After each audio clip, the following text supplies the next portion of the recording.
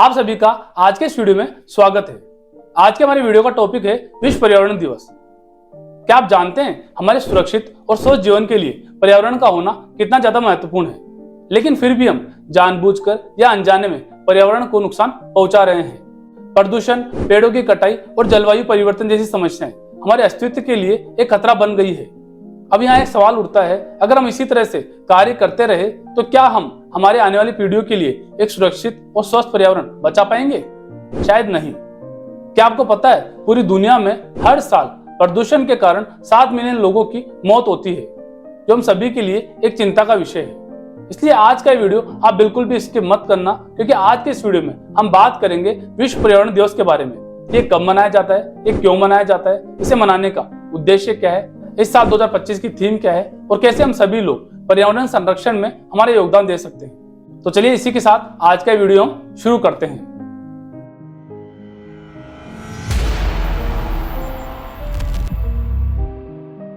आज के समय में हम तकनीकी विकास और आधुनिक जीवन शैली की ओर तेजी से बढ़ रहे हैं, जिसके चलते हम ये भूल गए हैं कि इन सब से हमारे पर्यावरण को कितना ज्यादा नुकसान पहुंच रहा है।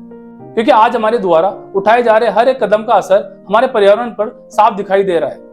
आज शहरीकरण के कारण पेड़ों की अंधाधुंध कटाई हो रही है, बड़े बड़े जंगल साफ किए जा रहे हैं, जिसके चलते न केवल धरती पर हरियाली खत्म हो रही है, बल्कि जीव जंतु के घर भी समाप्त हो रहे हैं। साथ ही जलवायु परिवर्तन जैसी समस्याएं और गंभीर हो रही है। गर्मियों में तापमान 50 डिग्री से ऊपर पहुंचने लगा है। क्या आप जानते हैं ग्लोबल वार्मिंग के कारण पिछले 100 सालों में ग्लेशियरों का आकार 20 से 30% तक घट चुका है, जिसका सीधा असर समुद्र जल स्तर पर पड़ा है। साथ ही प्लास्टिक कचरा आज हर जगह फैल गया है। समुद्रों से लेकर पहाड़ों तक हर जगह प्लास्टिक कचरा देखने को मिलता है, जिससे जीव जंतु और पक्षी इसकी चपेट में आकर अपनी जान गंवा रहे हैं। आपको ये जानकर हैरानी होगी कि प्लास्टिक खाने से जानवरों की मृत्यु दर में तेजी से वृद्धि हो रही है, जो हम सभी के लिए एक चिंता की बात है। साथ ही कारखानों से निकलने वाला काला धुआं आज वायु प्रदूषण को बढ़ा रहा है, जिसके कारण हर साल लाखों लोग कैंसर, अस्थमा और अन्य फेफड़ों की बीमारियों से पीड़ित हो रहे हैं। उद्योगों और कारखानों से निकलने वाला गंदा पानी भी नदी नालों में छोड़ा जा रहा है, जिससे जल प्रदूषण भी बढ़ रहा है, जो पानी में रहने वाले जीवों का जीवन भी समाप्त कर रहा है। साथ ही इलेक्ट्रिक और केमिकल वेस्ट भी तेजी से बढ़ रहा है, जिससे इनसे निकलने वाले जहरीले पदार्थ और रसायन हवा, पानी और मिट्टी तीनों को प्रदूषित कर रहे हैं। अगर हम अभी नहीं रुके तो पर्यावरण का यह संतुलन पूरी तरह से समाप्त हो जाएगा और इसे फिर से सही करना नामुमकिन हो जाएगा। इसलिए सभी लोगों में पर्यावरण संरक्षण के प्रति जागरूकता बढ़ाने और बढ़ रहे प्रदूषण को कम करने के लिए हर साल 5 जून को विश्व पर्यावरण दिवस मनाया जाता है। इस दिवस की शुरुआत साल 1972 में संयुक्त राष्ट्र संघ द्वारा की गई थी और पहली बार विश्व पर्यावरण दिवस 5 जून 1974 को मनाया गया था। इस दिन प्रत्येक सरकारी, गैर सरकारी, स्कूल, कॉलेज, फैक्ट्रियों, उद्योगों, कारखानों आदि स्थानों पर अनेक प्रकार के कार्यक्रम आयोजित किए जाते हैं, जिनका एकमात्र उद्देश्य सभी लोगों में पर्यावरण संरक्षण के प्रति जागरूकता को बढ़ाना होता है, जिससे वह लोग ऐसा कोई कार्य ना करें जिससे किसी भी प्रकार से पर्यावरण को कोई नुकसान पहुंचे।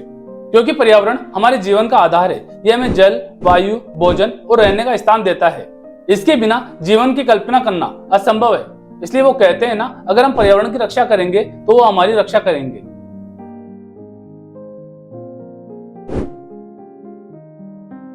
इस साल 2025 की थीम है एंडिंग ग्लोबल प्लास्टिक पोल्यूशन और इस साल का मेजबान देश है रिपब्लिक ऑफ कोरिया।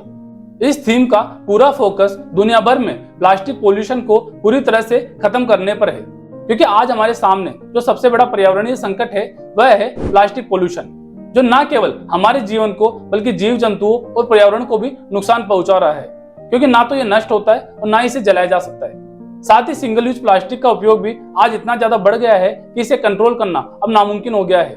क्या आप जानते हैं दुनिया भर में हर साल 30 करोड़ टन प्लास्टिक बनाया जाता है और इसमें से लगभग 50% प्लास्टिक केवल एक बार इस्तेमाल होने के बाद फेंक दिया जाता है। अब आपको यह जानकर हैरानी होगी कि समुद्रों में हर साल 8 मिलियन टन प्लास्टिक का कचरा फेंका जा रहा है, जो समुद्री जीवों और पूरे समुद्री इकोसिस्टम को खतरे में डाल रहा है। अगर आगे भी ऐसा ही चलता रहा तो उम्मीद है 2050 तक समुद्रों में मछलियों से ज्यादा प्लास्टिक हो सकता है। जल स्रोतों में प्लास्टिक कचरा पानी की गुणवत्ता को कम करता है, और जब हम प्लास्टिक को जमीन पर फेंक देते हैं तो ये नष्ट नहीं होता है, वहीं रहता है, जिसके कारण मिट्टी की उपजाऊ ताकत कम हो जाती है, पेड़ों की बढ़त रुक जाती है। साथ ही प्लास्टिक मिट्टी में रहने वाले छोटे छोटे जीवों को भी मार देती है, जो मिट्टी को स्वस्थ बनाते हैं। कुछ प्लास्टिक से तो जहरीले रसायन भी निकलते हैं, जो मिट्टी और पानी को प्रदूषित करते हैं, जिससे खेती पर भी असर पड़ता है।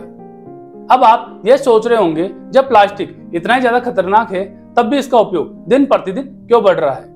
तो इसका आंसर है, प्लास्टिक का उपयोग दिन प्रतिदिन इसलिए बढ़ रहा है क्योंकि सस्ता, हल्का, टिकाऊ होता है, इसकी उत्पादन लागत कम होती है, यह पानी और रसायनों से प्रतिरोधी होता है, इसे विभिन्न आकार और डिजाइन में आसानी से डाला जा सकता है। यूज एंड थ्रो संस्कृति ने सिंगल यूज प्लास्टिक के उत्पादन को और बढ़ा दिया है और पैकेजिंग उद्योगों में प्लास्टिक की मांग अधिक है, जिसके चलते प्लास्टिक का उपयोग अधिक मात्रा में हो रहा है। अब यहाँ पर एक सवाल उठता है, अगर हम प्लास्टिक का उपयोग करते हैं तो इसका सही से निपटान कैसे करें? सबसे पहले प्लास्टिक को गीले कचरे से अलग रखें और सूखे कचरे में डालें। इसके बाद जिन प्लास्टिक पर रिसाइकल का साइन हो उन्हें नीले डस्टबिन में डालें और ध्यान रखें, कभी भी प्लास्टिक कचरे को इधर उधर ना फेंकें। जितना हो सके प्लास्टिक से बने सामानों का रीयूज करें, जैसे पुरानी प्लास्टिक की बोतल, डिब्बे आदि। इस्तेमाल हो चुके प्लास्टिक को नजदीकी रिसाइकलिंग सेंटर या कबाड़ी वाले को दें और ध्यान रखें, कभी भी प्लास्टिक को ना जलाएं, क्योंकि इसको जलाने पर जहरीली गैसें निकलती है, जो पर्यावरण को बहुत ज्यादा नुकसान पहुंचाती है। अगर हम सभी लोग इन बातों का ध्यान रखेंगे तो कुछ हद तक प्लास्टिक पोल्यूशन को कंट्रोल किया जा सकता है।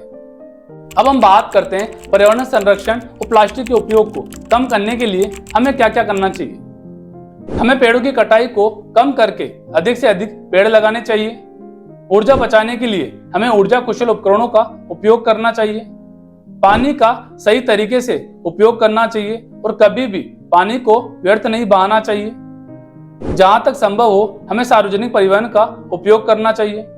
जो वस्तुएं या सामग्री पर्यावरण को नुकसान पहुंचाती है उनका उपयोग कम से कम या ना के बराबर करना चाहिए। जरूरत न होने पर बिजली के उपकरणों को बंद कर देना चाहिए। नदी और जल स्रोतों को प्रदूषित होने से बचाना चाहिए। फसलों के लिए जैविक या देसी खाद का उपयोग करना चाहिए। प्लास्टिक के उपयोग को कम करने के लिए हमें प्लास्टिक बैग्स की बजाय कपड़े के बने बैग्स का उपयोग करना चाहिए। जितना हो सके सिंगल यूज प्लास्टिक का उपयोग करने से बचना चाहिए। हमें रिफिल वाले उत्पादों का उपयोग करना चाहिए ताकि प्लास्टिक की नई बोतलें या पैकेजिंग का इस्तेमाल कम हो सके। किसी भी इवेंट या पार्टी में डिस्पोजेबल प्लास्टिक प्लेट्स और कप की बजाय ऐसी प्लेट्स या कप्स का इस्तेमाल करना चाहिए जिन्हें फिर से इस्तेमाल किया जा सके।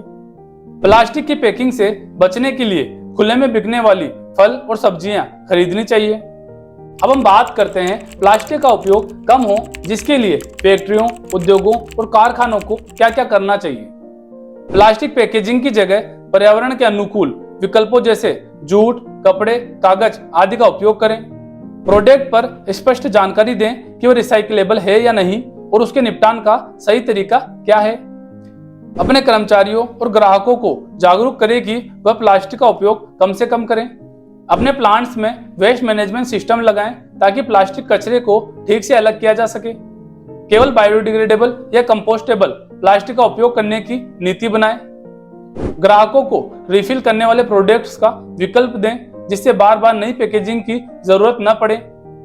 सरकार द्वारा बनाए गए सभी रूल्स का सही से पालन करें। अगर मैं बात करूं प्लास्टिक पोल्यूशन को कंट्रोल करने की, तो भारत सरकार ने 2025 में प्लास्टिक वेस्ट मैनेजमेंट रूल 2016 के सब सेक्शन 11 में एक संशोधन किया है।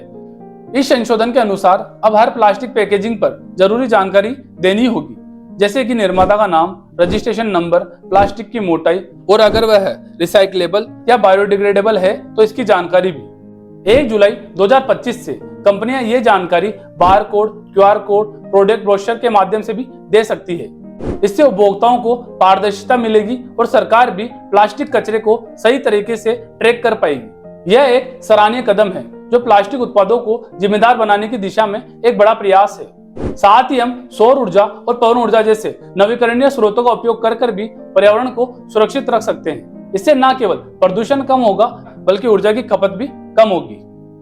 इसी के साथ आज का वीडियो हम यही समाप्त करते हैं। अगर आज का वीडियो आपको अच्छा लगा तो इसे लाइक करें और अधिक से अधिक शेयर करें। साथ ही हमारे YouTube चैनल शील टॉक्स को फॉलो करें और बेल आइकन को दबाना ना भूलें। धन्यवाद।